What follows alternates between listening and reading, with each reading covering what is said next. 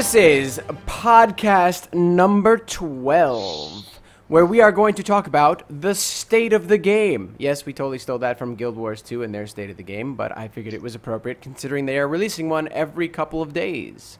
So, before we start, I'd like to say a couple things. This podcast is every Monday at 5:15 p.m. Eastern Time.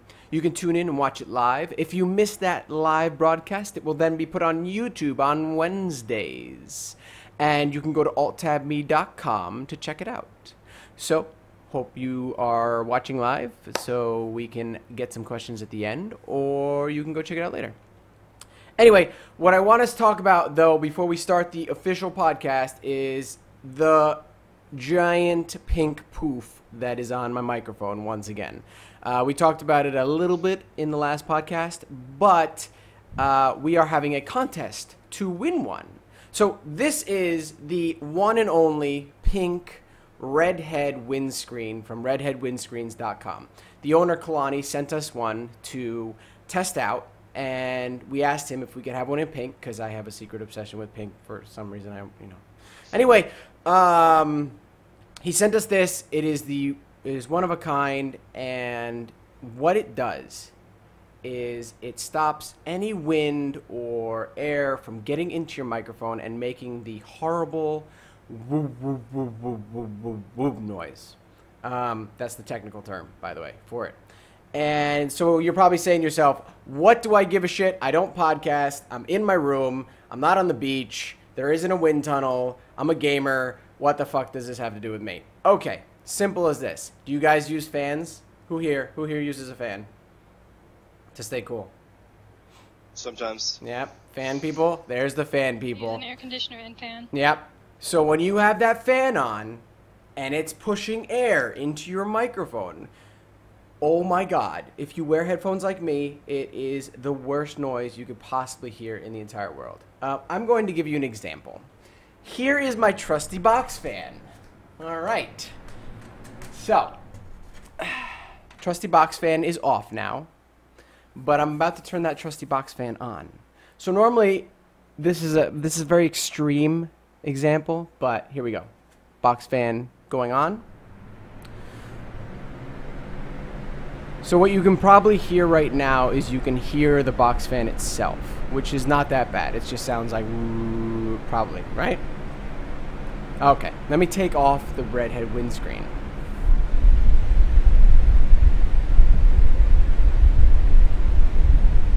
Put it back on.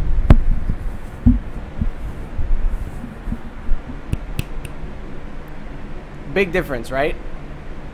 So when it was off, hold on, let me save you people a lot of ear pain. So when it was off, you could hear the terrible whoop whoop whoop noise, right? Like it was feedback and just a terrible noise in your ears. So when it's on, though, you can see how it really blocks that wind. So for people that have those big rigs, using a lot of power, don't want to turn the air conditioning, you can either have one or the other on, so you're pushing box fans, you're pushing fans in general. This is a great alternative to having to sweat your balls off, I suppose. That would be a good way to describe it.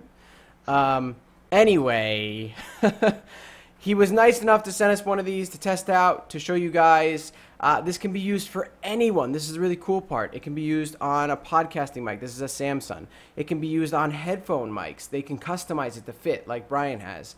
Or you can even get it to work with on-location microphones. So if you're doing filming and stuff like that. So for the gamer, it works really great since we're always on Mumble or Ventrilo or some sort of TeamSpeak. You will save your friends a lot of pain in their ears. So how can you get one of these? Well, you could go to redheadwindscreens.com and buy one, or you could go to alttabme.com and you could participate in the contest we are having to win one. So since this is the only pink redhead windscreen that there is, it doesn't have a name yet. All the other ones have names. The fire, the red, the cobalt, the black has names. They all have specific names that are used for their color. This is a one-of-a-kind, and Kalani has asked that we hold a contest to come up with the best name for the pink redhead.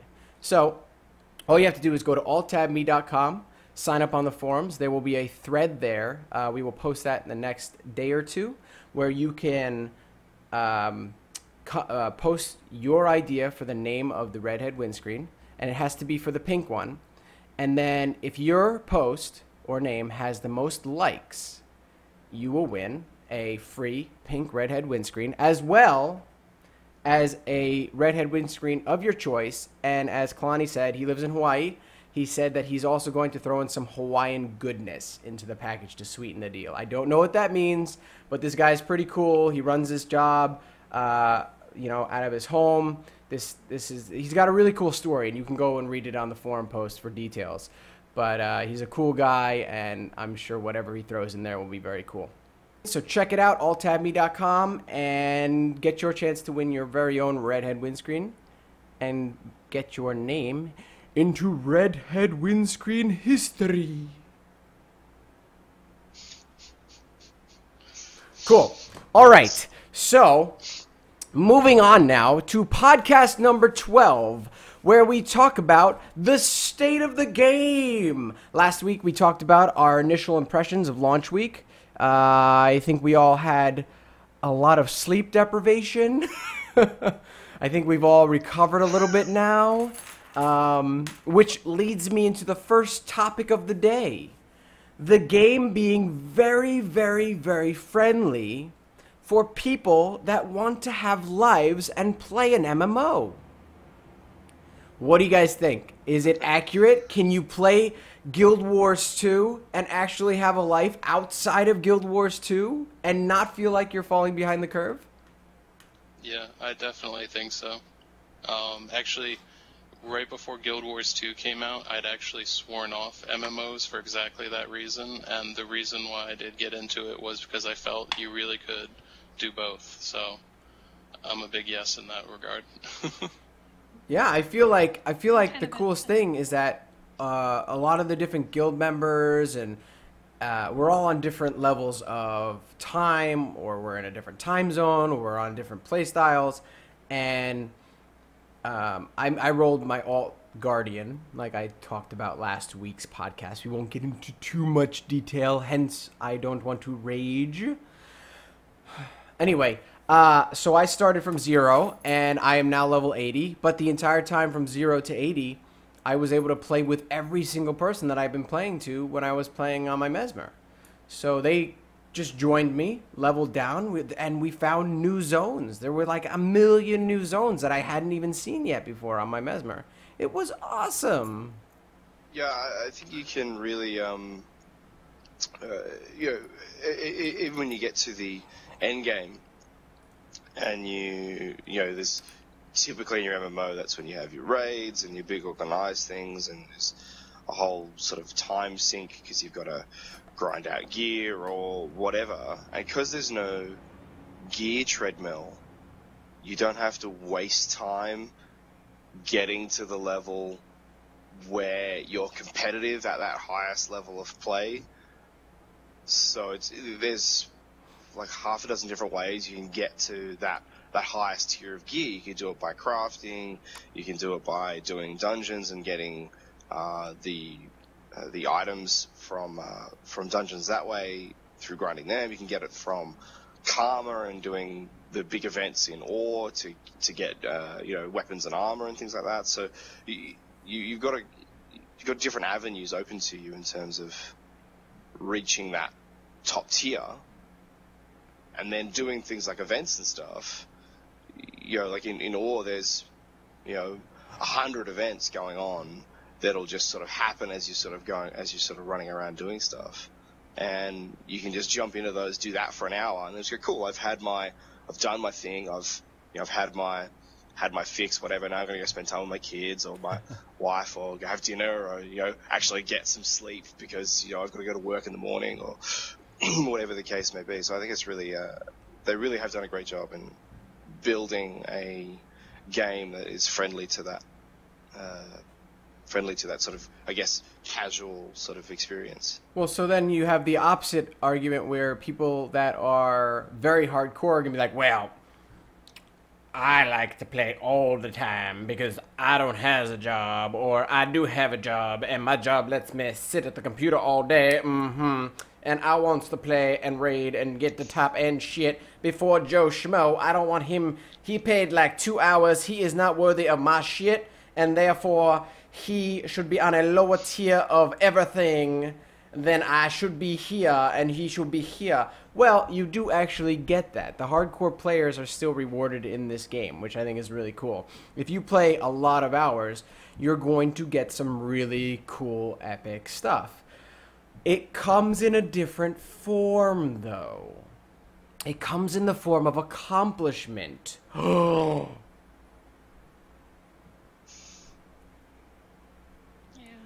Oh, can I type in? Yeah, like for the events, they let you redo them over and over again. They're always around. So that allows you to log off whenever you need to. You don't have to be on for like 3 hours, 4 hours at a time and not log off because you have a raid or something. That allows you to even get your gear because you're getting karma from all those events. And the hardcore players, I like to play. I don't have a job, so I sit at home all day long. And I like to play all day long, and I raid on other games, and I don't need to say which one, obviously, but, Wow. but yeah, I'm a raider, and so I get that aspect of I want better gear than everybody else. Well, okay, I spend a little more time on the game, so in the time I'm spending, I'm exploring a little more than people. I'm getting the zones 100% clear, and recently I got the first ore zone 100% cleared, and it gave me 2 really nice items, you know, gear, and I was able to upgrade a big significant upgrade to what I was currently wearing from spending an extra couple of hours doing something that, you know, a more casual player wouldn't be able to do. And that's a little benefit of, you know, being more hardcore in this game. Yeah, it takes you a bit longer if you keep logging off. I think a lot of people are... It's Guild Wars 2 is messing with everyone's head because it really is not your generic MMO in any sense. Like, I'm learning new ways that Guild Wars 2 is different as I play it. And I'll sit there and I'll be like, I don't think I like this. And then 2 hours later, I'll be like, I love it. Oh my God, it's amazing. Oh my God. You know, I'm telling all my friends. I'm calling my mom. I'm like, Mom, guess what? She's like, I don't know what you're talking about. What is this thing? Computers have internet. I don't understand. What is a computer? Anyway, you know, you get the idea. But it's interesting because, like I said, the feeling of accomplishment versus the feeling of, oh my God, I got that one piece of gear that makes my set complete, and now I can look epic and cooler than everybody else. For me, I still haven't... I have 2 characters now, level 80. I have the Guardian and the Mesmer, and I still haven't covered all of the zones in the world. But zones aside, I haven't even made it through all the dungeons yet. There's so much shit to do. But the cool thing is if you do it in the dungeons, for instance, you can do them in order, which I think you should because there's a story behind the dungeons. And so if you do the first... Running each dungeon the first time gives you story mode. And it tells the generic story of each dungeon from beginning to end. And then it leads you to the next dungeon. You can go back to those dungeons in explorable mode, which is harder. And it still gives you story and cool stuff and cutscenes. But it's like smaller stories within a bigger story. So it definitely helps with replayability, which is very cool. It's not like, hey, I finished story mode, now I'm just going to have to run through this stupid, boring dungeon over and over again. It's like, no, they actually kind of made it really exciting and fun and challenging again. So I know for me, it's been fun to go through each dungeon and figure out how to beat those dungeons. And regardless of the fact that I'm getting gear or not, it doesn't matter because I can get gear from zoning, I can get gear from events, I can get gear from, you know, vendors, I can buy it off the trading post, I can craft it. I've actually crafted some really good gear for myself, which is unheard of. I couldn't believe it. I was like, holy shit, this is really good stuff. And it looks cool, too.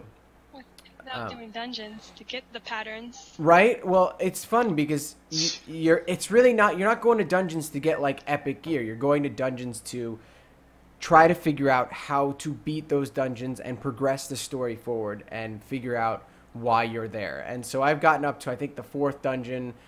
Sorrow's Embrace, I think it's called, and it just feels really good when you finish those dungeons and you've accomplished it, because the story progresses. And for me, story's always been very important. It's like I like first single player games, but I could never get down with playing single player games because I like to have my friends around me, and I can't play console games because I just can't deal with the controller. So it's hard to get your friends over to play computer games because, you know, they don't want to lug their laptop or, I mean, their big rig over to your house, and I don't think my fuses could handle it. So, you know, you've got that little bit of disconnect. So when you come out with an MMO that has a really strong, almost single player aspect to it, oh man, it's like heaven in my ears. So I mean, what do you, Damien? What do you think? Your thoughts? I see you like your ideas are popping. Yeah, I mean, the fact that you can obtain a sense of achievement from the game through a whole just range of different options. I mean, you've got structured PvP, you've got world PvP, you've got the dungeons, you've got ore, which is the 80 zone, where there's lots of events going on, and there's a dungeon in there, and the fact that there's just so many ways for somebody to go, you know what, in my session today, I've achieved a thing. I've leveled my crafting, I've done a new dungeon, I've explored a new dungeon, I've 100%ed a map, whatever the thing is that they've done. And sometimes you've done multiple things in that session, you know, and I guess they've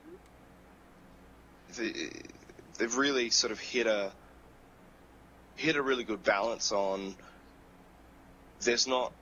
you're not overwhelmed with stuff to do.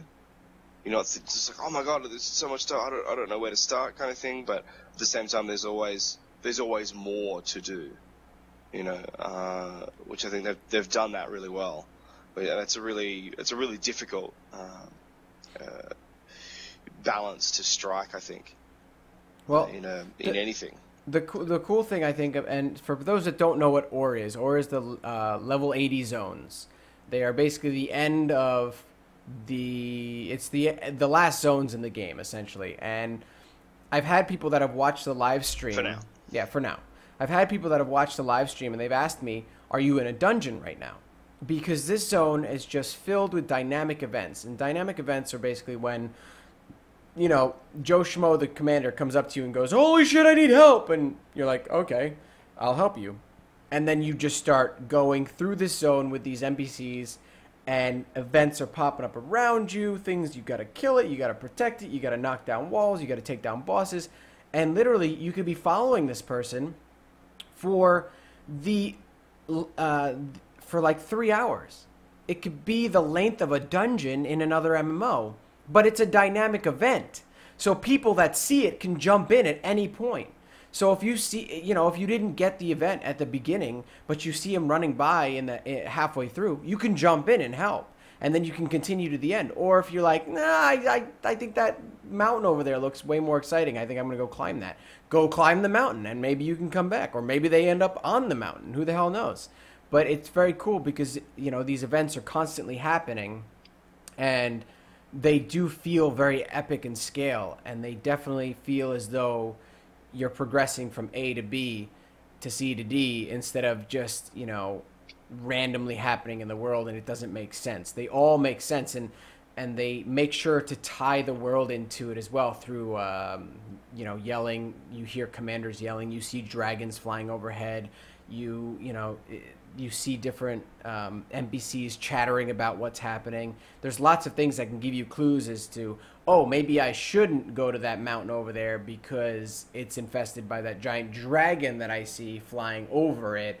I'll stick with these guys since we're going to go fix the giant siege weapons that can shoot 12,000 feet, but we need to get the, you know, golem thing over here that adds an extra 200 feet, and then we can really hit the dragon, and the dragon's wings will fall off, and spoilers. Anyway, you get the idea, it's just, I don't know. It's very well done. The more I play the game, the more I'm baffled by the amount of exploration that there is in it, and how much shit I haven't seen yet. I don't even think I have 2 level 80s, and I still haven't left the first area of ore. There's 3 zones, I believe, in ore, right? Yeah. I haven't even gone out of the first area. I've just done the first area. I completed it to 100%, and then I was like, oh, let me go SPVP, let me go World v World, let me go back to some other zones. Holy crap, let me make an alt. Oh no. So Yeah. a lot to do. Anyway, we could talk about that forever. Let's move on to something I want to talk about. Something I've noticed shifting in the game is the top professions being played. In the beginning of the game, there was a lot of polls and stuff, and you had, I think the top picked professions were, oh man, from the beginning, I believe it was Ranger, Guardian, and shit, I don't remember what it was. Anyway, It's changed so much. when I first got into the game, this is what I saw. I saw a lot of elementalists. I saw a lot of rangers, a shit ton of rangers, and I saw a lot of necromancers and guardians. Did I say that already? Okay. Yeah. So No, you're good. now what I see as the game is shifting all of a sudden, and I don't know why, but now I see an overabundance of warriors, a shit-tastical amount of guardians, like ungodly amount of guardians. Like there used to be, you'd run around and you'd be like, oh look, cool, guardian bubble. Oh, okay, I haven't seen one of those in a while. Now it's like, holy shit, the whole world is blue. I'm going blind. It's like, retina burning. Do not fight with guardians underwater. FYI, you will go blind. It's insane. Oh, it's terrible. It's horrible. It's just, you Or mesmers. oh. When I'm playing my guardian underwater, I can't see what I'm doing. I'm just clicking buttons, It hurts your eyeballs. hoping Like, I'm hitting something. yeah, there's a skill that's supposed to block the enemy and hurts it if it goes through. But the minute you cast it, all your party members in Mumble go, "Oh God, what the hell is that? Shit, I can't see anything." So Exactly. I guess in PvP that would be useful. Blind the enemy, +1 blind. Yeah. So, but Just, It's like a flashbang. just keep some Tell your friends sunglasses. to close their eyes. Keep some sunglasses near your desk. right. So you've got a Just ton of everyone, just put your warriors. sunglasses on. You got a ton of warriors, a ton of guardians, and a ton of engineers. Where did that come from? Engineer was supposed to be the least played profession from all the polls, and in the beginning you didn't see that many. So the game has literally shifted to all these heavy classes, and still the ranger is up there. I mean, he's a medium class, but those are like the top 4 classes right now: the warrior, the guardian, the ranger, and the engineer. And it's like, what the hell? It changed. So now the least played class is the necromancer, followed by the mesmer, followed by the elementalist, followed by the thief. So the thief is starting to move its way up the ladder too. A lot more people are playing thieves. You're seeing a lot more thieves going out into the game, which makes Brian very happy because he plays a thief. And you're seeing people starting to learn their professions more too. So when you're in PvP situations and a thief rolls up on you and you see him popping specific skills, all of a sudden you're like, oh crap, he knows what he's doing. I'm going to die now. So, I don't know if people are leaning towards those professions because they're easier to learn or if they're more powerful. I don't know. Like, do you guys have any input as to why you think people are now shifting over to these heavier classes versus what we started out seeing, which was, a lot of the new classes, the necromancer and stuff like that? I chose necromancer originally, and now I got my guardian up to 80. And mostly I like the guardian better than necromancer now because they don't take as much damage. They do more damage, so it had made the experience of questing and doing the hearts, I guess, a lot more enjoyable at start. But that's all I gotta say about that is just more damage. Okay, all right. Everyone loves some damage. No, I like don't it. get me wrong. So I told everybody in the beginning, I was like, I'm going to play the Mesmer, and I do. I have the Mesmer, 80. I love the Mesmer. Problem is that the class is based on confusion, except I think they went a little too far, and they made it so confusing that it confuses me as to how to play it. Like, I even went on the forums, I was just trying to get a grasp. Like, you know, if you go to the Guardian forums right now, as my cat cleans himself, if you go to the Guardian forums right now, you can find some really cool builds for different, different professions, different situations, and you can understand it. It's like straightforward. Press this button to do X. Press this button to do B. Trait this to do that. The Mesmer, it's like, well, if you trait into this line, if you're fighting a mob that has reflective abilities, change that trait on the fly.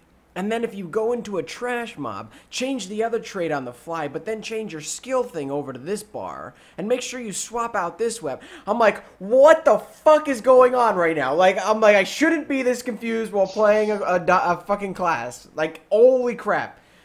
When they said that the Mesmer was going to be one of the hardest professions to grasp, I think they went a little overboard to the point where you're not micromanaging your skills like an elementalist would, like F1, F2, F3, F4 for the different attunements. You're micromanaging your traits. So you're swapping your traits in the middle of battles. And it's, I don't know.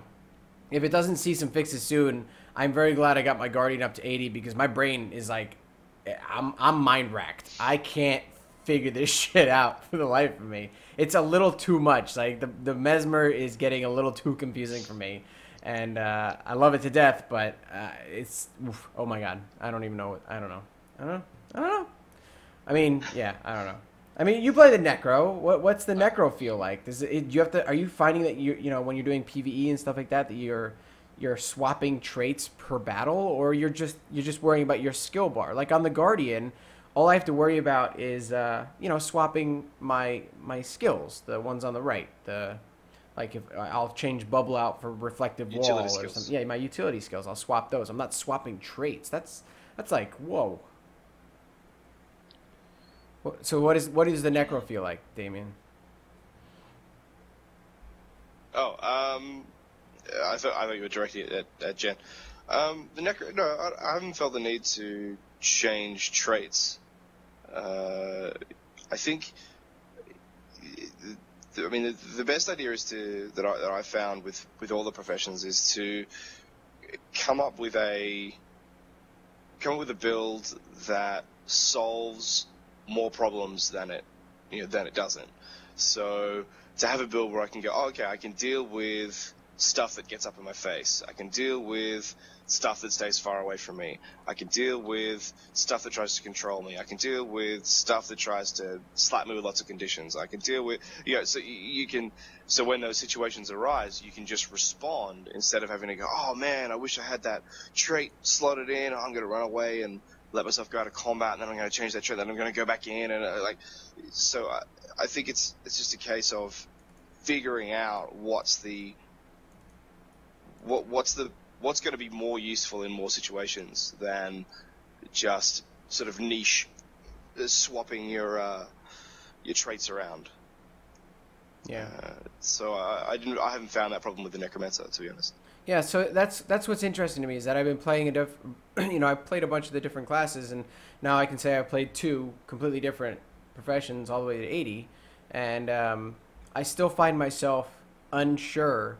This is like this, and it's so funny. If you go to Reddit and you just read the top, 20 posts, you see all these people talking about alcoholicism, which I've never seen this problem in a game. What they've done is, and this leads into a couple of things that we wanted to talk about, is that the level 0 to 80 progression is so fun and so intuitive that you have all these players going, well, I'm not sure if this class fits my personality, so I'm going to try another one. And when they're re-rolling and they're leveling up, they're finding that their experience leveling up is 100% different than their other class. So the leveling up experience isn't becoming a grind, and so it's fun.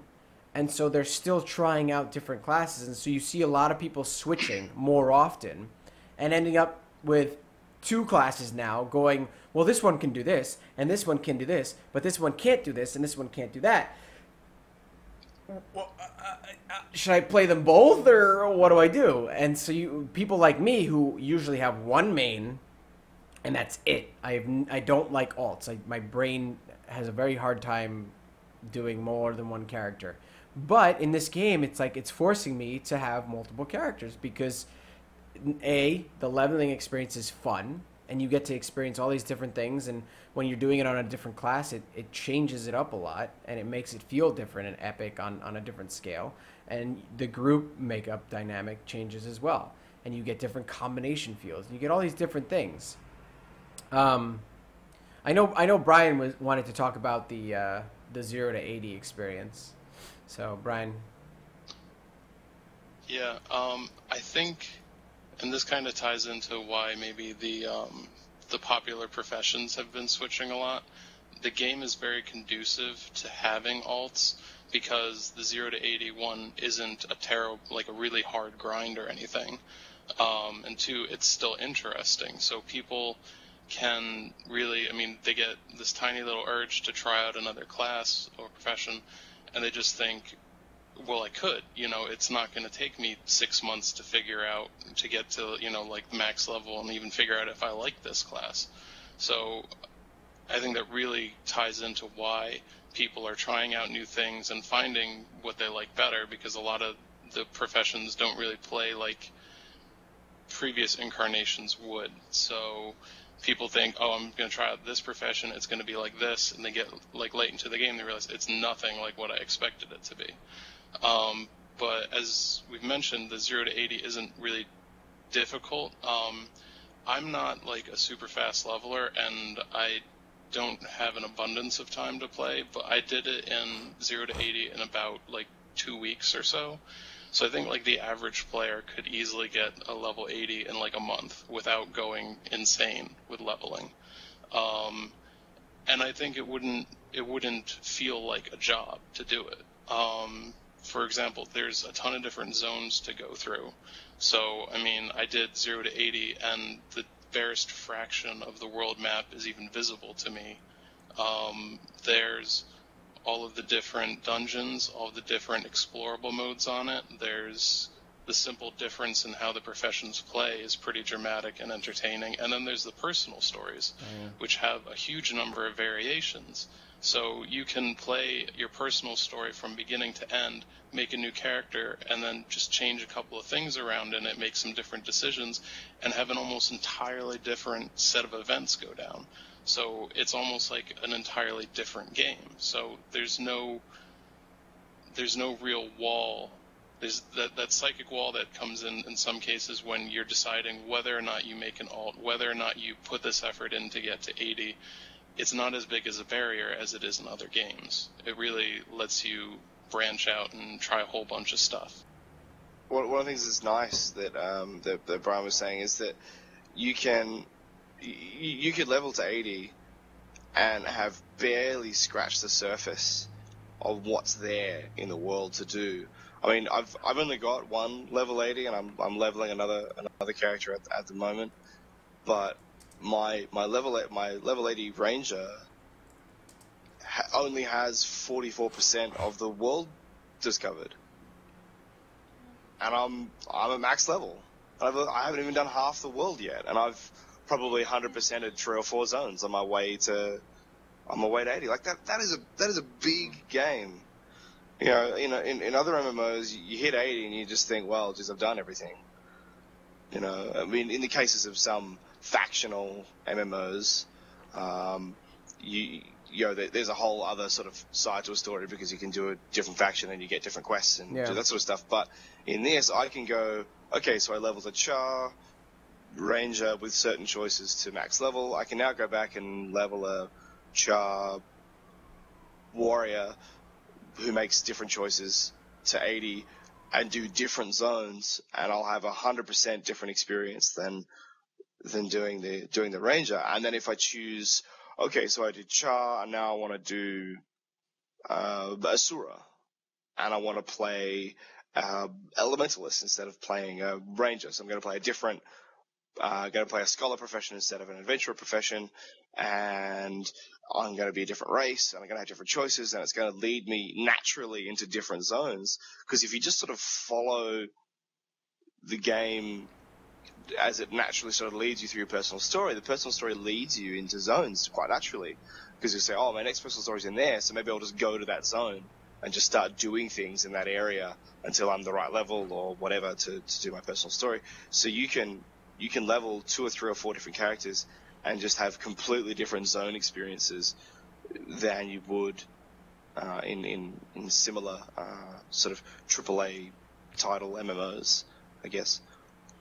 Or AA, Alcoholic Anonymous, you know. But that brings me back to what. Hold on, I gotta interrupt. The dynamic groups. You don't need. This is what I think leads to alt. It doesn't matter what profession you're playing. You could bring a group of 5 thieves into a dungeon. You could bring a group of 5 any profession into a dungeon and successfully do it. So you're not running into that situation where you're going, well, what does the guild need? Well, what do my friends not play? Because I'll do that one. No, you're like, well, I like this one, and I also like that one. I'll be accepted into the group as this one, and I'll also be accepted into the group as that one. Fuck, now I have to fight myself versus everybody else. So you've got a lot of people that are being very indecisive because the game allows you to be, which I'm not sure how I feel about that yet. You know, it's interesting though, tough. Because I mean, you could run an instance with everyone being the same class, but I think on only 2 occasions out of maybe like 20 where I've been in a group of 5 people, has there ever been a duplicate of a profession. So even without the incentive to diversify, it's still there. Everyone's trying different things, and it's really interesting. It's not just like literally every single person plays a warrior because they're so amazing and no one ever plays anything else, so it gets boring. Well, I know that I ran with a 3 Guardian group. And we had 3 Guardians in the group, a Warrior, and an Engineer. And let me tell you something. We did Sorrow's Embrace, and I'll post some video footage of it while I'm talking about it when it's live on Wednesday. But what you'll see is that we rotated our reflect wall. And because we had 3 Guardians, none of the mobs, none of the bosses could hit us. So because of our group makeup, we literally annihilated this dungeon. I don't know how that's going to do us in the future. We've called it the A-Team. Just for all the guildies that are watching, we are the A-Team now. You'll have to take us down. We are the A-Team. A-Team, what up? Yeah. 3 Guardians, that's what's up. But if... A-Team. But if I need help and I can find you, won't you help me? No, A-Team. Last I heard, though, Bruce's group running Twilight Arbor had a much easier time than you guys did. No, that was a lie. I heard about it. We had a spy. Callie's part of our group. She told us. She told us all about it. She was like, Bruce was wiping all the time. He was dying over and over again. Yeah, that's right. That's a lie. I was there. 5 hours. It took you guys 5 hours. 2 of us were AFK. You also brought someone that knew how to do the dungeon. We went in there blind. You guys are cheating. Alright, that part's true. Oh. But... Can't be cheating. A-Team. A-Team. That's all I'm saying. I don't know the music off the top of my head. We'll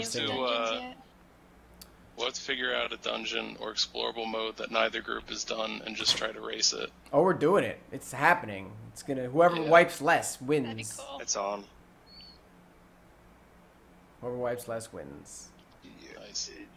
So just before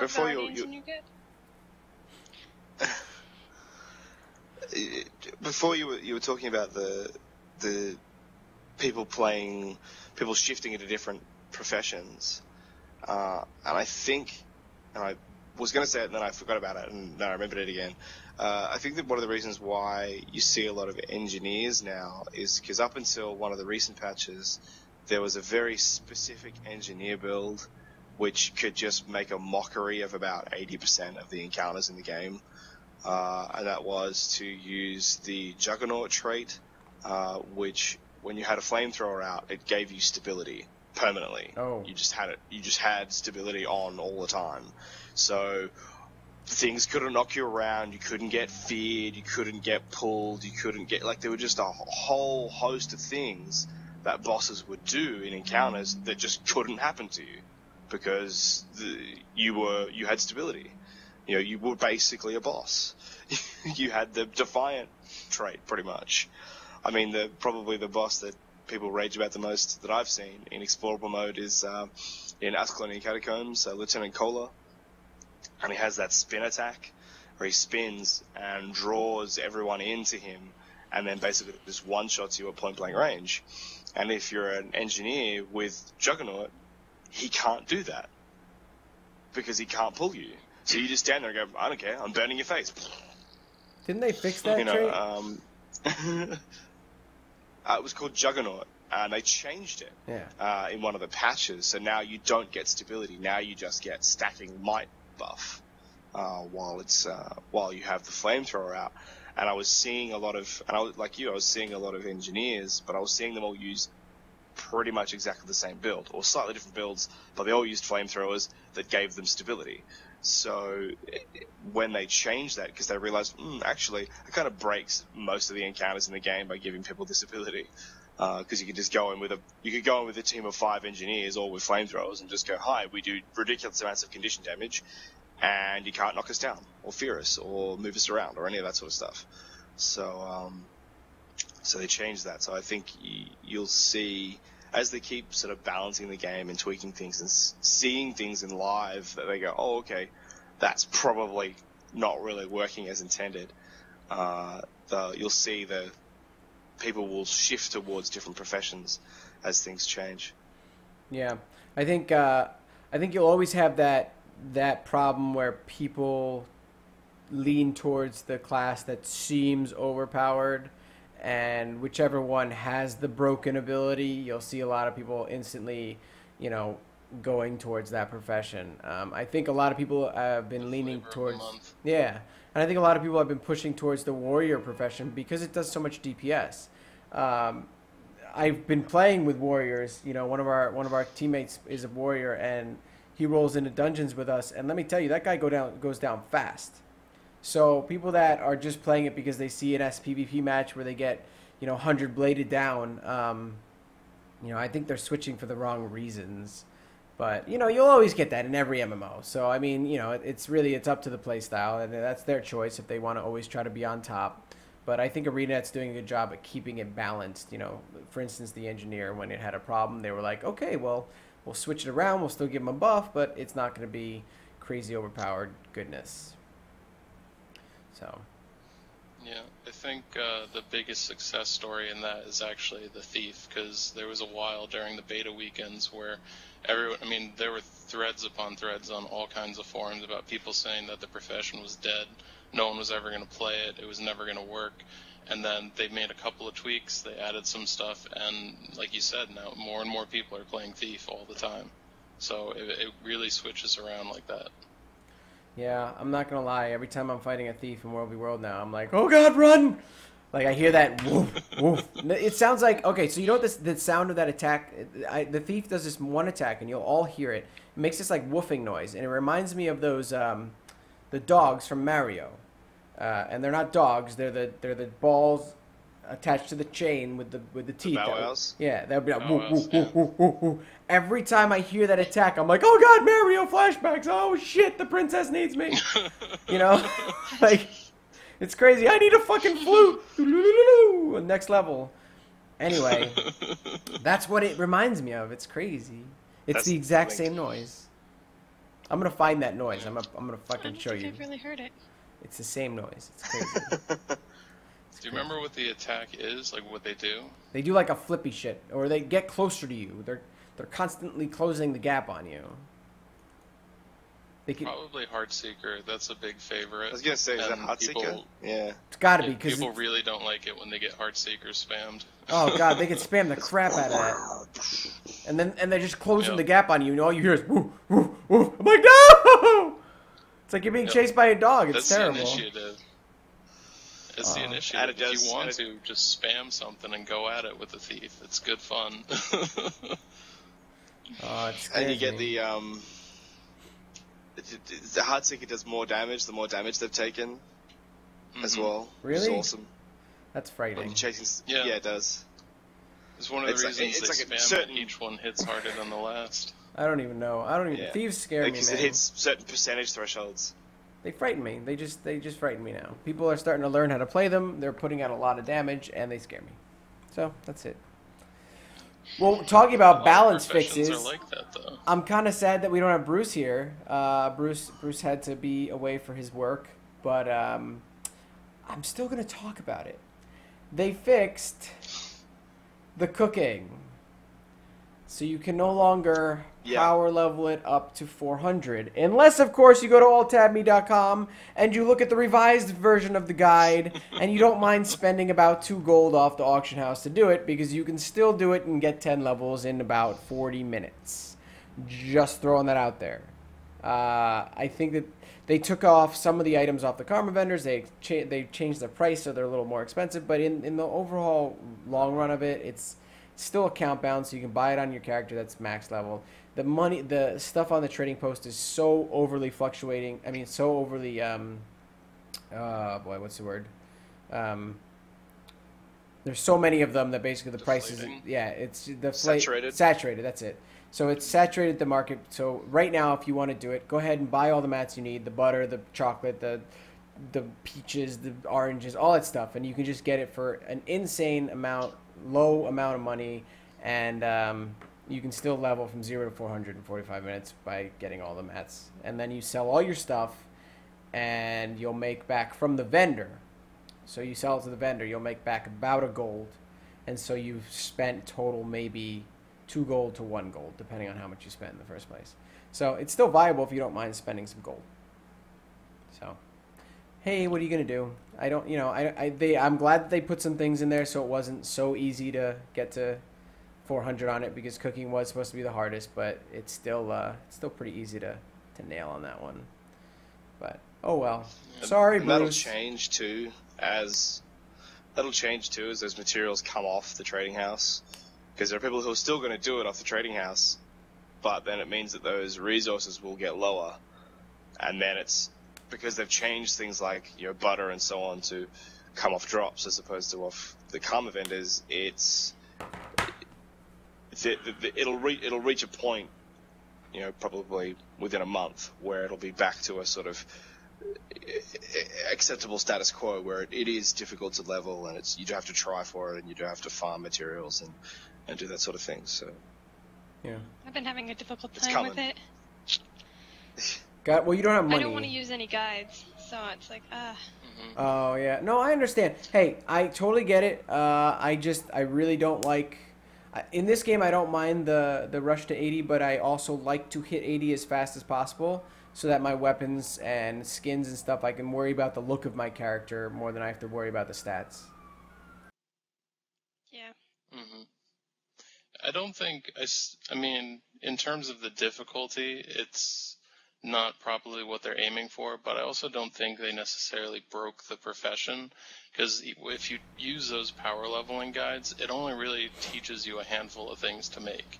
So yeah, you'll get a bunch of experience in like 10 levels or whatever, but if you really want to get like everything cooking has to offer, you still have to do a lot of work. You still have to hunt down a lot of things. Yeah. I mean, I think it's mostly like the guides are based on like baking stuff, so you get all these meats and things all the time that you haven't used, even though you're already 400. So there's still stuff to do with it. Well, there's a lot of cool food and stuff that cooking has to offer that gives you some really great buffs, and it takes some rare materials, and you still have to figure out how to put those together to make those items. So that's cool.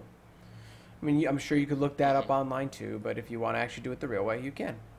So I don't think it breaks the game by power leveling it up to 400. I really like how exploratory cooking is, and that if you actually understand how actual cooking works, as in real life cooking, you can figure out a lot of stuff to make. So you can go, oh, okay, if I add this fruit and some sugar and some dough, I can make a sweet pie, for example. and that'll you can apply sort of basic principles of combining ingredients in real cooking in the game to actually create actual recipes in the game, which I think is really cool. And you can do a lot of sort of messing around and trial and error, and does this go with this, and can I make this stuff work together, and that sort of thing. So I really like that it's probably the most fun crafting discipline for that reason. Even though it is, as Tristan said, still easy-ish to level to 400. So, well, I don't know why they paired asparagus with steak, though. That does not make sense to me. I like asparagus and steak. Then clearly you've never tried that. Yeah, it's good. Asparagus is delicious. I'm a terrible cook. All I've been making is desserts. That I'm sounds like a that sounds. fat person. I'm not gonna go into my sexist rant. Okay, I'm gonna stop now. Anyway, Spins no, your pastry you know I know what? No, what you're I'm sorry. gonna say. No, but there's like this gap. I'm sorry, I'm going into it. There's a gap in the generations. Okay, Okay. my generation knows how to cook. Okay, the women know how to cook. The guys kind of know how to cook. All right, guys are still, it's a toss up whether or not they were taught that as children. Now, your generation, this is what I see. Well, I don't know how to cook, but I can bake. What the fuck good is that? And then the guys are all like, oh, I can make a wonderful, filet mignon with some sides of capers and some freaking wonderful potatoes. I mean, like, what the hell? When did the guys become the chefs and the women became the bakers? Like, what the fuck is that? I have no clue. There's this My weird mom shift. only taught me. Whatever. Yeah, well, I blame your mom too, okay? Yeah. Your mom changed the world, and Oh, do it. She's an amazing cook, and she never taught me how. I don't understand it. Well, And it doesn't then you bother have to me. learn. Like, Learn. whatever. I don't care. But it's the fact that the girls think that, I don't know. It's this weird dynamic of, well, I don't cook, but I bake. Like, what does that mean exactly? Like, do you go to the store, you pick up a brownie thing, you stick it in the microwave, and you've baked? I mean, like, what the fuck skill does that No. take? No, I can bake from scratch, but I cannot cook meat. I always overcook it or undercook it. I can never get it medium right, It's always red inside or something. It's always gross. I'm gonna give my future kids poisoning. The thing with baking is very simple because you can follow a recipe. Yeah.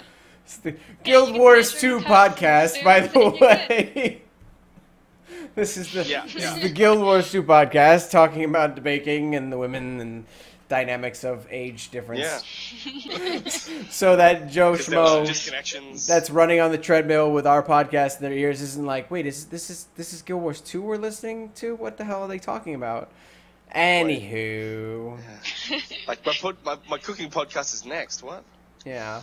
Well, the women of the guild want to have a cooking podcast Go ahead. about, Guild Wars cooking. Go for it. I'm all for it. You guys are all more than welcome to.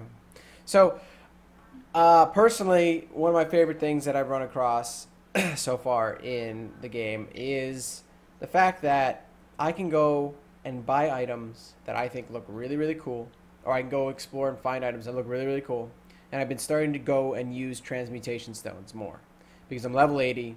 So I'm like, okay, I have some good gear. I'd like to make it look really cool. So it might not look very cool. And I've been saving stuff from low levels. I've been saving stuff that I find, and I've been putting it in the bank. And I can take those items, and I can take the look of them and apply it to my character. And the most fun for me has been applying mix and match skins to my character so that I have like this, I don't know, like this really cool look depending on what I am. Like right now my Guardian has some of the tier 2 cultural set, some of tier 1, some of the Norn stuff. It's a really cool mix, and I really like the fact that you can look cool at any level in this game if you want to. So when I leveled my Guardian, the first thing I did was when I hit level 20 and I had some good gear, and I knew from 20 to about 50 I wasn't going to have to change gear just because the gear, it's not gear dependent this game. This game is very much skill dependent. So I knew I would be okay. So I transmuted a level 75 item down to a level 20 item because it looked cool. So for 40 levels, I looked awesome. And everybody, if you walked by me, you were probably like, "Oh, look at that high level." No, I was the little newbie Nope. running around in awesome armor. Jen sent me a couple of sets actually. She crafted it for me, and I down leveled it down. It looked awesome. So, Brian, I know you wanted Oh to talk yeah, about it's that awesome. stuff. Yeah, I like that you can like down level it like that, but a big thing for me was the fact that you can get really good looking gear like almost right off the bat. And I think it really comes more to personal preference because I mean I've been getting gear that people have been like, oh, that looks amazing, I want to get something like that, and I look at it, I'm like, I don't want to wear that. um, Actually, at level 80, the chest piece that my thief is wearing right now, I keep transmuting it so it's just the look, but I've had that same look since like level 20, and that's when I got the gear. It was a drop at level 20, or I think it was a quest reward. So I mean, it's really like how you want to look. It's not even, I mean, there's such a diversity of looks. There's no like really bad looking gear. I mean, there's gear that's made to look like you're a crazy barbarian who's barely wearing anything at all and it's like strapped onto you and whatnot, but it's still all really cool. You're not just wearing like a pair of pants that have no detail to them whatsoever, or like a robe that's all one color. Oh, I mean, you can change the color, but not like all one panel or whatever. So you can go all over the place and find all kinds of things and just have fun with it, you know? No, I like it a lot. And then, of course, you can dye them. I will say this, though, because I just remembered. One of the things in terms of looks that does kind of get to me a little bit, though, is when it comes to the weapons. There are a lot of awesome-looking weapons, but they seem to fall into, like, categories. And I think it's part of the naming scheme. Like, you would have char-themed weapons or human-themed weapons, and based on the name you could anticipate which one that's going to be, and there's some variety in there, and they all look really good, but it's still, I mean, at the end of the day, it's still only like a couple of different categories of weapon. There's not, I mean, in some other games, I haven't been a huge fan of the weapons. They get a little ridiculous at times, but there's still, I think they're lacking a little bit of diversity when it comes to the weapons. The armor, I think, is great, but the weapons, I think, could be a little bit more random in a sense. Yeah, I'm starting to see a I little haven't more picked up anything diversity that great. in the weapons as you get to level 80. They do start to change a little bit, but they definitely seem to have the human feel, the plant feel, or the char, or it depends on your race. They definitely feel like a racial feel versus a oh, that's random. You know what I mean? Like they definitely fall into a category of type. So I don't know. I haven't been through everything yet, so hopefully we'll see as it happens more. Right. So the World v Worlds. Have you guys had any time to go into World v World? I know I've gotten some time now to explore it and check it out a little more. What are your thoughts on World v World so far? Brian, you want to hit it up? Yeah, sure. I like the World v World. Excuse me. I think it's a really good system. In terms of the geography of the maps, I think it's pretty balanced. I know a big feature of it is the server balance, the idea that servers that do better will get paired against each other, when servers that have a harder time with it will get paired against each other, so you're not just getting dominated all the time. I think right now they don't have enough data to really make a good guess of that, partially because I think a lot of servers haven't reached their full potential because they're focused on all this new PvE content and getting to 80. And some servers do have a large number of people who just jumped right into the World v World right off the bat, and those servers have been doing very well. So I don't think it's going to go crazy after a while, but I think we're still going to need a couple weeks before the servers really start getting balanced and the battles really start getting, like, balanced in a sense. I mean, I would still like to occasionally, especially if I'm on the winning side, dominate another server, but just some of the matchups I've seen have just been like no contest sometimes, but I think that even in those situations, World v World is still fun. There's still a lot of stuff to do. particularly when you consider the PvE content in World v World. There's skill points, points of interest, jumping puzzles, so it adds a little bit more to it. You don't just jump into like a situation and fight other players for a couple minutes or an hour or something, and then, all right, well, that was fun. I got to see a bunch of numbers fly above someone's head. There's a lot to do. There's a lot to explore there. It's good. I like it. I think it's cool. It's the only thing that gets me a little bit in World v World is that I don't know when I'm going to stop fighting the servers that I'm fighting, because they've been balancing it and they've been changing it often. I don't know what the time period is for a server to change. So I think that's something that should be maybe a little bit more obvious. Is maybe there's a time that it says this match ends on September 22nd. You know what I mean? So it's hard to know when a match is going to end and when you're going to fight. When you're going to fight someone new. It seems very random right now when it resets. You're like, oh, okay, we're fighting someone new, but I didn't know. I had no idea that was going to happen. So, I think that's a good idea. I was just say, if you get some of the groups and guilds that really want to get into this, and they see, oh, we're getting our butts kicked, well, let's just go in there and try to turn the tide. But, well, tomorrow it's a new server, so it didn't really make a difference. So I think adding in like a heads up as to how long this is going to go on will really help people get into it more. Yeah, and then I know for myself that I'm having trouble.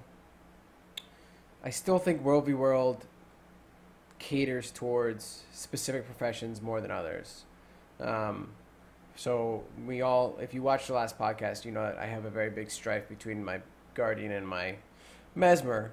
And I notice when I get into my Mesmer in the World v World, I'm having a blast. It's really fun. I can get close up. I can get far up. I have good utility. But when I'm the Guardian, I'm sitting there and I'm going, well, I have melee. And that's it. You know, I have some ranged, but there's no point in me hitting people up top of the keeps for 2 damage each. So I'm sitting around a lot. You know, I can give people might buffs, sure. But that doesn't give you participation points in the gold and the, actually taking a keep. So you feel a little bit, so you feel like you're doing good for the people around you, but the game mechanic is fighting that idea because it's not rewarding you. So yes, you're there, but you're getting bronze or silver for an event, even though you're participating just as much as everybody else by buffing people's ability to do more damage. So, I don't know. I still feel as though there's certain professions that are, leaning towards one or the other more. I can see that. Popo's coming. You know what it is that we do podcasts like rush hour, and I guess people, when they get off of work, like to kill people. So there's a lot more sirens after that. Yeah. So they're like, gotta get home, just drinking a beer, gotta get home. People have just snapped. They're just fucking, if I have to file one more piece of shit, fucking pirate people. What? Yeah, I need to go back to fucking work. Hit the grandma, and then you hear fire engines, and so that's the problem. But it's the I'm getting a pickaxe and I'm going to Burger King. Oh man, now I want Burger King. Anyway, yeah, no, once a year I think I have Burger King and I'm happy with it, and then right after I eat it, I'm like, why did I do that? This is what I don't even know. We're not even podcasting today. Today's just let's talk about our own problems. Well, I ate a good shit this morning. It was great. Talk about food. I think I need to eat a little more bran in my diet. What do you guys think about bran? You like bran? Did you need bran when you were a kid? Because I feel like when I'm getting older, I need more of it. No, okay, never mind. Sorry, we're moving on. Yes. So I mean, we talked about the skins of items being really cool. The fact that you can look cool at level 1 all the way to level 80. You get the World v World is starting to balance out pretty good. It's still a little difficult to kind of find your niche in there, and I feel as though they're focusing a little bit more on balancing the game in general, fixing bugs. They're not really working on. I don't think they're really working on balancing professions right now. I think that they're really just trying to hammer the game out, make the service stable, make the trading post stable, and all that stuff. Before they really start to go into class tweaks and stuff like that. And then World v World, I think, is on the back burner from that because people see PvE first, so they have to tackle that first. And then we chatted about level 80 and how long it takes you to get there and the ease of exploration and the fun of exploration. The fact that making alts is awesome, altaholicing, it's good times. What we didn't talk about, though, is the trading post. The trading post is online and working. So the economics of the game are... Some people. Oh, wait, what? It doesn't work for you? No, I mean, the last couple of days it's been working fairly consistently, but through the whole nonsense with it having issues, like when they're doing certain numbers of people having access to test it out, I was never one of those people, and then they said, oh, it's fine, and everyone said, oh, it's fine, and then for the next 3 days, I still couldn't get into it. So I have issues. Trading Post is a sore spot for me, but it's getting better. Yeah. I like the way the trading post works. I like the idea of buy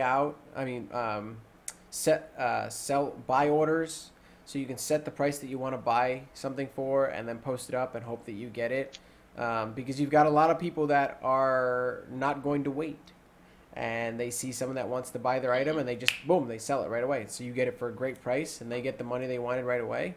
And it takes those two people off of the auction house. So now the people that are in the waiting game can battle it out, which is great. So the people that want their shit right away, they get it. The people that want to wait it out and make the most, they can do that too. And there's a nice little battle going on. But man, because it's all the servers in one trading post, it is really hard to fight with people. Like, you could be on a weekend. Oh my God, it's like I don't even put stuff up on the auction house on a weekend because you're not going to make any money. The best time to make money, I found, is like 12 a.m. until 4 a.m. in the morning. That's the best time because there's so little people on that your items will sell and no one will try to undercut you within the 10 seconds that you put your thing up. So, and if you take something off the trading post after putting it up, it costs to put it up there. You don't make your money back if you take it down. So you also don't make it back if you sell it. So there's a lot of people that don't quite understand how to use the trading post right now. Like, they don't understand economics. So like, you see a lot of items up there that are selling for less than what you could get if you sold it to a vendor.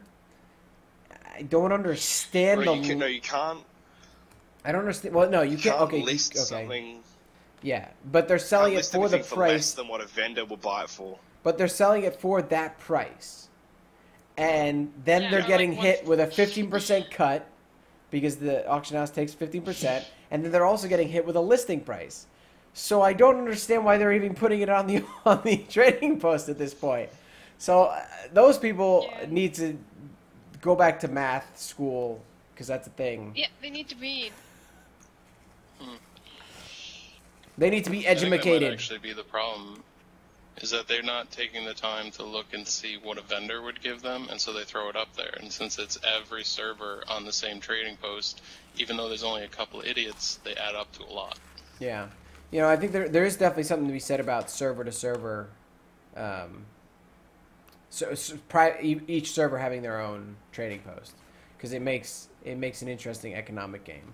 Plus, if you're interested in rolling on another server or something, you can check out what the difference is, and it's fun to it's definitely fun for. I've seen college students write papers about stuff like that, where they take one server and they compare it to another server and why the economics are different on this server compared to this server. Blah blah blah blah. It's interesting theory crafting, I suppose. So. We also chatted about professions and what seems to be the most popular professions now, and I mean, other than that, I think we've covered everything that I want to cover. Do you guys have anything you wanted to bring up before we take some questions? No, I'm good. Yeah. All right. I will say this about the trading post is I would like a couple more search features on it. If you know what you're looking for, you can find it pretty easily. It does have a really good interface, but if I want to, it's not really conducive to browsing No. per se. No, I agree with you. And also, they really need to add previewing to items on the trading post. Yes. Yes. Because I like to just go around Especially- and look at armor and then preview that armor on myself. Or dyes. I like to look at the color and what it looks like on my armor. Yeah. But you can't do that right now. So that's kind of frustrating. Especially if you get an item that's valuable for its looks, and that's what you're selling it on. Yep. So, Totally agree. I don't want to buy a dye and it ends up being like an ugly ass color. mhm. I don't think so. I think they'll add that. I think that's something that's coming soon. That just seems like something they would have to add. So I'm not worried about that. I'm pretty sure that'll come in. Especially for a game that is very, very heavy on the way things look. I mean, that's your end game is making yourself look as badass as humanly possible to yourself. So I think that's going to be important to a lot of people. But yes, there's no subcategories for armors and stuff. So you can't like search. If you're looking up shoulder pads, you can't search leather. You can't search cloth. You can't search heavy. You can only search all of the shoulder pads in the entire auction house. So that's kind of rough. I agree. Anyway, let's see what else we got here. Any questions here? La, la, la, la, la, la, la, la. Well, we have the normal questions like what server do you play on? We play on Yak's Bend. Do you have a guild? Yes, it's called Arcanix. You can go to alttabme.com and apply. We still have a couple openings left. Not that many. Don't just fill out an application and expect to get in. We actually look at those applications and hold water to them. So try to put some effort into it, please, if you do apply. What kind of a guild are we? We are a PvX guild. We do everything. We have an emphasis on having fun. So whatever that means, we do it. We do PvP, we do Big SPVP, sense of humor. we do World v World, we do PvE, but we don't take it, I mean, yes, we take things seriously. Like, who doesn't like winning? We all like winning. But we are not going to yell at you if you wipe the raid or something, you know what I mean? We're just going to pick up and do it again.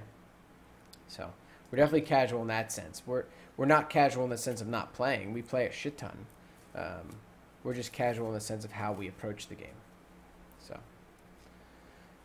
Thief seems to be a good roamer on PvP, but where do you see the Thief's role in PvE? That's a good question, Brian. Yeah, I'm assuming that one's geared more towards dungeons or group play. Definitely, I'd say doing damage. I don't think that the support type setups for the Thief are as powerful in PvE as they are in PvP. I don't know, it's tough. Like, the build I'm running with right now is a Venom condition build that primarily runs on pistol main hand, dagger offhand. And I run that both in PvP and PvE, and it works pretty well in both. Like, when I first started doing dungeons, like Ascalonian Catacombs, I switched to double pistols because I kept getting myself killed with the closer play involved in pistol dagger. But once I got used to that, it worked pretty well. I mean, I think it ties back into the fact that you can run a group with all of one profession. I mean, any profession can do almost anything. It's really what you enjoy doing. I imagine if you did absolutely no damage and you didn't give anyone any buffs, then yeah, you're not going to help anyone. But, I mean, if you want to spam Heartseeker, just, I mean, as long as you stay alive, go nuts, you know? You can do damage, you can do whatever you want. I will say this, though, about dungeons. The prevalence of traps. The Thief is awesome because you have so many shadow step abilities, especially with the bow that doesn't have a cooldown, and you can just wait for your initiative to go up. You can shadow step through a bunch of traps. So one thing I do think the Thief is good at that I don't think a lot of professions can really help with is trap rooms where you got to get to that chain on the far wall, and rather than have everyone trying to run through and dying, just spam a couple shadow steps across and you can get over there and turn it off for everyone else to come running through. That's a cool idea. Yeah, I can see a lot of thieves doing that now. Fun. Yeah, that's good job. Good job Yep. there. I think one of the things that people are seeing as a weakness to different professions is that right now the way dynamic events work, especially in the beginning when you want to get the maximized loot drops, gold drops, participation drops, you find that AoE is a very powerful spell, whatever it may be, whatever your AoE is. Right now you have a couple of professions that don't do AoE well. You have the Mesmer, you have the Thief, and you have... well, I know you have the bow attacks. Jump in there? Yeah. Yeah, Shortbow on the Thief has a number of really good AoEs on it, so... But you only have a couple of them. Well, see, yours aren't timed as low, so I think right now the worst... I'm going in, like, level of which ones have the worst. Worst right now, I think, is Mesmer. It's very single target oriented, and their phantasms break whenever, one target goes down. And then the Thief second, just because you're running off an initiative system, and if you've used up your initiative on the first wave, the second wave is going to come, and you're not going to be able to hit everything. And so what you've got, and I think this should be addressed by ArenaNet. I think they should take a look at this, because I don't feel as though it's a valid way to play is to have so I went on my Guardian, he's got a staff. His staff can do an AoE effect on everything in front of me. So I'm spamming this thing. And all I'm doing is running in a circle around the big group of mobs, and I'm just tagging them all so that I did damage. I'm not trying to kill anything. I'm not trying to complete the event.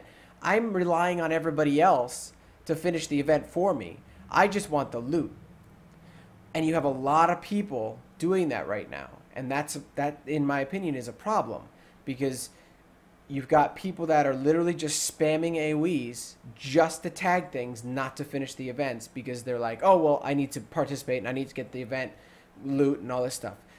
You've got to find some sort of a way that makes it so that you don't need to spam useless AoEs just to get tags or, loot or participation points, because as of right now, it's basically just people circle strafing giant groups of mobs and hitting one button over and over again and not fully maximizing their potential. So I don't know if that's because the game's just come out or what. And the flip side of that is you've got professions that can AoE and contribute significantly with some solid AoE abilities. So prime case would be a elementalist with a staff. There's a shit ton of AoEs on those things. You can just switch through your attunements, drop all your AoEs, and you'll get gold contribution for the event. You'll get a whole ton of loot. You'll get karma. You'll get XP. You'll get all the good things you want to get for fairly minimal effort in that case. Whereas somebody who doesn't have a lot of those AoEs to get the same level of contribution as you and the same amount of loot, they've got to work a lot harder, I think. The Ranger's another good one. If the Ranger's got a longbow, I've been toying with the joys of Quickening Zephyr plus the Barrage skill on the longbow. Quickening Zephyr gives you quickness, and Barrage is it's like a 3-second channel, so I can go quickness, barrage, and my barrage is basically instant cast, and I'm doing crap loads of AoE damage in a fairly large area, and on those sort of like defend against waves of things, I can just decimate entire waves with that particular combination without any disruption to my moving around and doing stuff. But even then, even then in that build, you're limited in terms of your cooldown. So the next wave, if it comes right after, you can't do that again. So whereas the Elementalist, I think that's where people are feeling the strife, is they're feeling, well, the Elementalist can pop number 1 skill or whatever it is, 5 or whatever it is, and they can hit everything and and actually be significantly contributing to the event, whereas X class or Y class gets 1 time to hit everything, and the other time they're running around like crazy people just hitting stuff and jumping out of combat just so they hit it and just so they get contribution. So it feels weird. It doesn't feel like you're fighting. It feels like you're it feels like you're farming in a certain sense in that regards, because you're just trying to get the damage in to get the loot.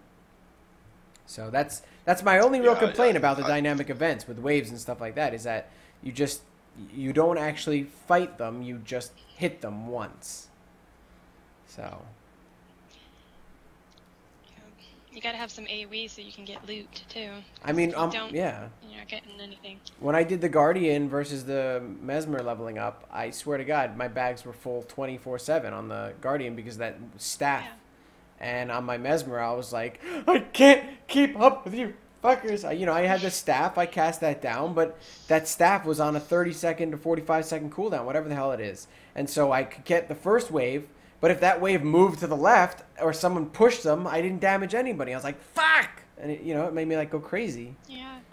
So, I don't know. Maybe it's just the way that the events are formed. They shouldn't, there should be they should split them up so that people actually have to go, they shouldn't come in like this. They should come in like this, and this, I don't know. I don't know what the answer is. I just know that right now it feels a little weird. It doesn't feel like you're defending in an epic sort of way. It feels like you're just grinding out the mobs. Yeah. So I thought probably the best example of how that AoE sort of imbalance thing is represented was I was doing an event in Ore, which is to take back the Temple of Grenth. So this is in the Kershur, which is the final ore zone. And there's these shades that get summoned that are immune to damage unless you have this specific buff on you, which you get from standing in this little sort of area thing and get the buff for a little while. And then you can do damage to the shades. And otherwise the shades stack you with this debuff, which makes you take more damage, and they kill you really quickly, and it all ends horribly if you don't deal with the shades. Now, what I can do is, using that Quickening Zephyr Barrage combo, is I can go, right, okay, go get the buff, Quickening Zephyr, Barrage, kill all the shades. All the shades are dead. Or at least so close to dead that other people can clean them up who've also got the buff.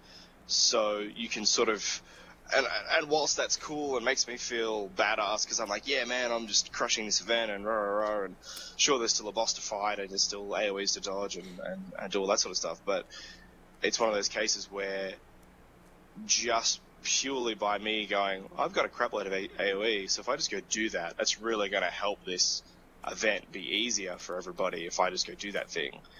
Whereas somebody who doesn't have those big AoE abilities is going to be like, well, maybe I should just stick to the boss and hope somebody else goes and deals with that. And I think it's a pro and a con.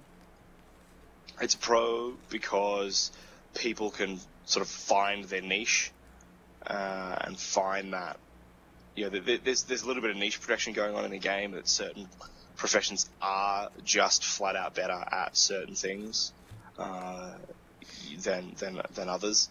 The thief is a lot better at single target DPS than an elementalist using a staff is.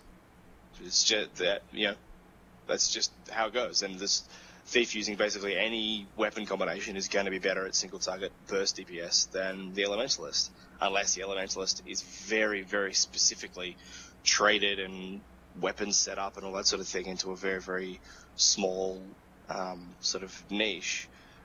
So I think that you've got a pro there that I can go, I can really help this encounter out with this ability. But then you've got the con of someone going, well, why can't I do that? I want to be able to do that. I want to be able to contribute that way without having to re-roll to a new profession. I think maybe there's a little bit of tweaking that could happen there, but I guess I'm sort of on the fence. Well, I think the confusing part for people was that ArenaNet told people that all professions could fit every role when they announced the game, and I suppose people haven't quite figured out what that means yet. And so you've got these events where things are coming in, and people just want the loot. We want the loot. That's it's an MMO. You want the loot. And more loots. Yes, you can focus on the boss, and you can kick its ass, and you could rock it down. Like on my Mesmer, I could pop out fucking 3 phantasms that are unloading the shit on this boss. But I also see those waves over there, and I see the elementalist hitting both the boss and the waves and really cleaning up, and I'm going, well, this kind of sucks. Like, I want to do both too. I want to be able to get the same amount of loot. I don't want to just have to be put into such a niche that I'm not able to, I'm not able to expand on that. I just, I don't know. I don't know how to. You have to play the game, play some different professions, and you'll start to kind of feel it. I feel like we often use the Elementalist as an example because it has the biggest AoE that does the most damage.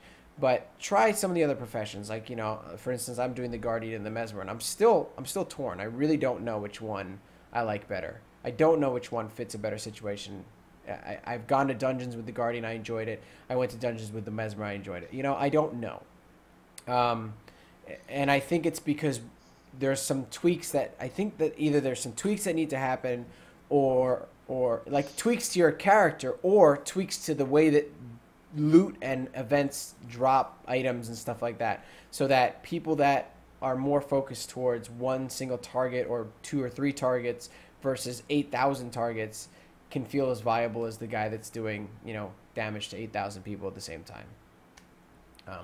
Anyway, there's a lot of questions actually. So I'm only gonna take a couple of these because holy crap, you guys just like nailed the questions down here.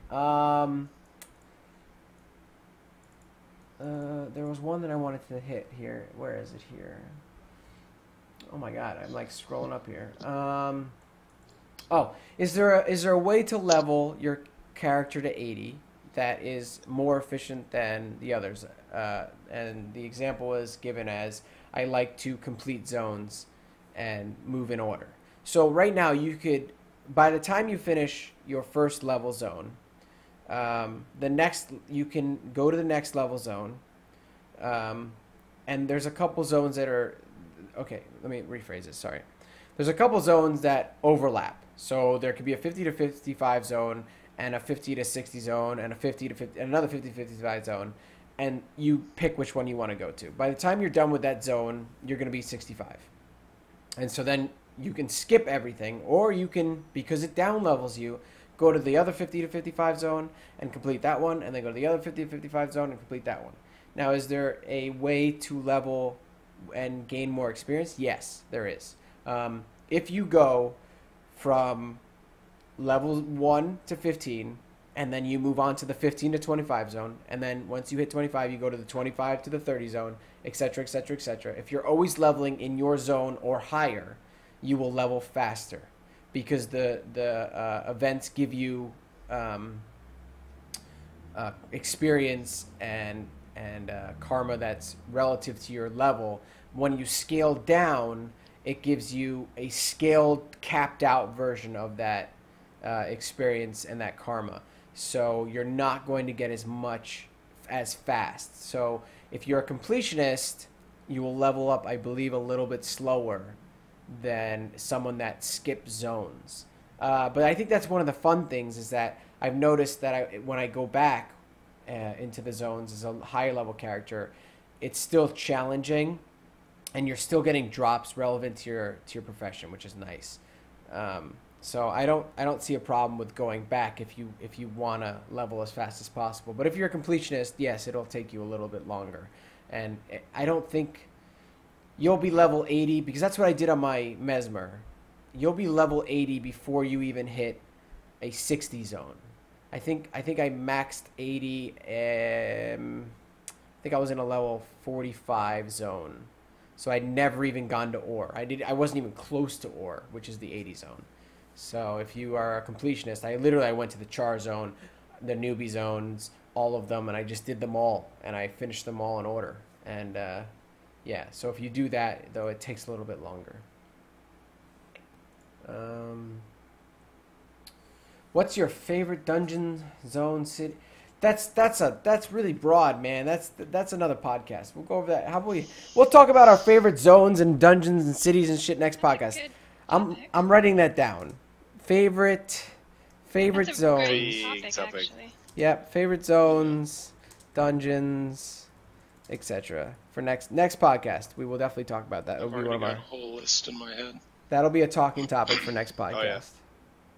I got a list. Let's see I here. got a list on the forum.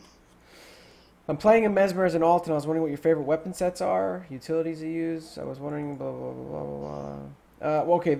As for my Mesmer, my build, you can go to alttabme.com and you can check out our forums. We have all of our members have posted up builds and stuff that they like to use, and you can check it out on the forums there. Now, for your second question, how you think the community will be in a few months or a few years?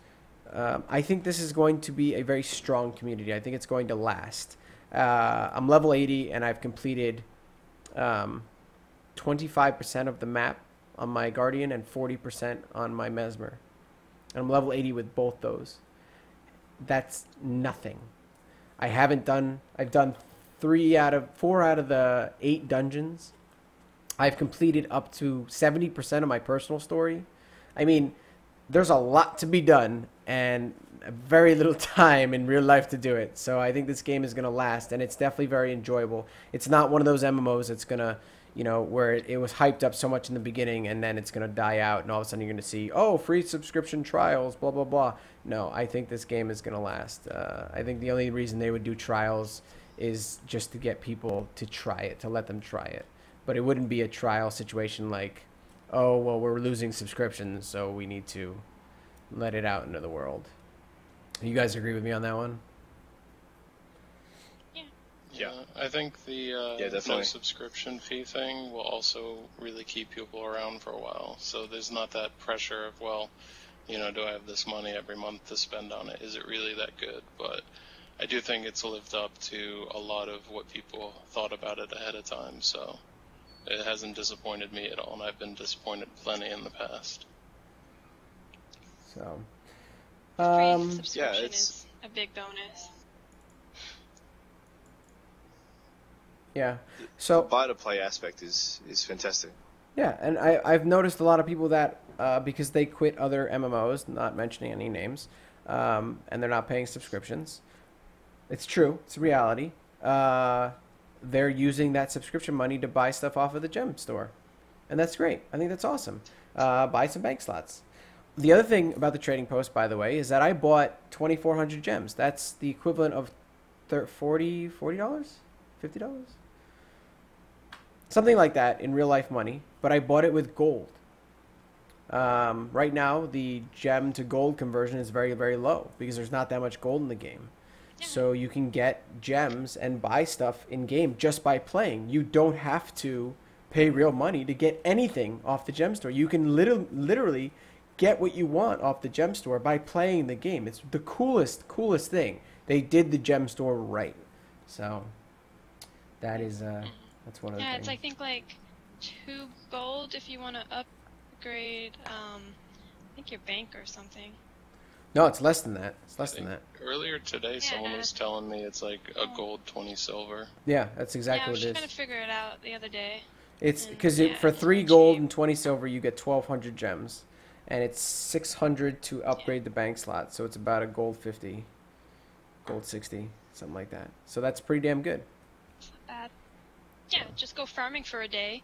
Go sell all the stuff you get, and that'll help you out. Mm-hmm. Or spend like an hour in ore. Yeah. Yeah. That's Yeah. true. So. You get doing some it. freeze down in ore. Yeah. Well, I think that about wraps it up. I think we've gotten we've covered a lot of stuff. But we definitely have a cool topic for next week's podcast. We will definitely be talking about our favorite zones, dungeons, God, and stuff yeah. like that. Because I tell you, man, exploration in this game is such a big part of it, and I want to like podcast right now about it. I'm so excited. Anyway, Yeah.